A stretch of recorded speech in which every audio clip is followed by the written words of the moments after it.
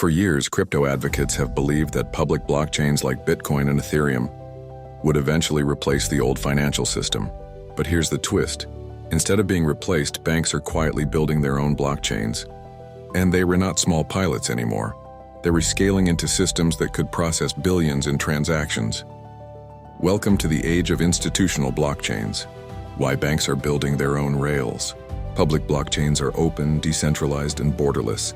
That's their greatest strength, but it's also a problem for banks. Institutions need compliance, privacy, and control. They can't risk handling sensitive financial data on networks where anyone can track every move. They need settlement finality without memes, governance without chaos, and throughput that can handle global finance without downtime. So banks are building permissioned blockchains, closed systems where only approved participants can join. JPMorgan has its Onyx network, which has already processed trillions in tokenized repo trades. UBS and Standard Chartered are part of Partior, a blockchain for multi-currency settlements. The European Investment Bank has issued tokenized bonds directly on private chains. Even governments like Hong Kong and Singapore are piloting tokenized green bonds through institutional platforms.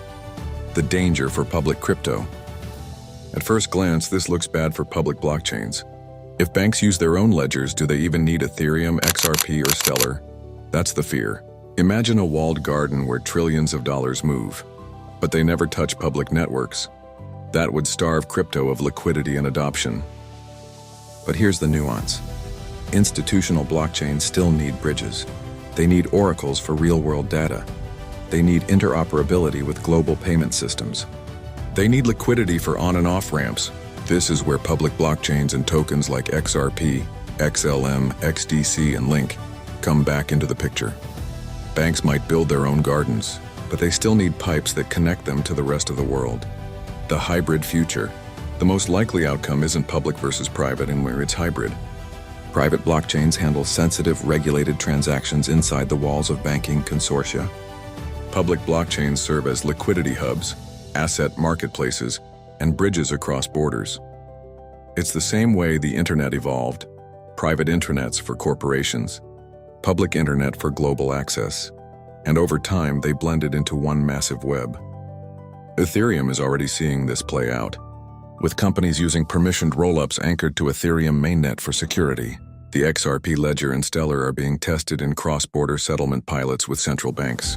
Hedera hashgraph is being adopted by enterprises like Boeing, IBM, and banks for tokenization and supply chain tracking. Institutional blockchains may dominate the headlines, but they don't erase public crypto. They actually expand the ecosystem. What it means for investors. This shift is a warning and an opportunity. The warning: don't expect banks to suddenly adopt Bitcoin for their back-end rails. That's not happening. The opportunity: invest in the infrastructure tokens that bridge private and public systems, oracles like Chainlink, settlement assets like XRP and Stellar, smart contract platforms like Ethereum and its rollups. These are the connectors that institutions cannot avoid, no matter how many private chains they build. The bigger picture: institutional blockchains prove one thing: the world is moving on-chain. Whether it's private or public, tokenized or permissioned, the direction is irreversible.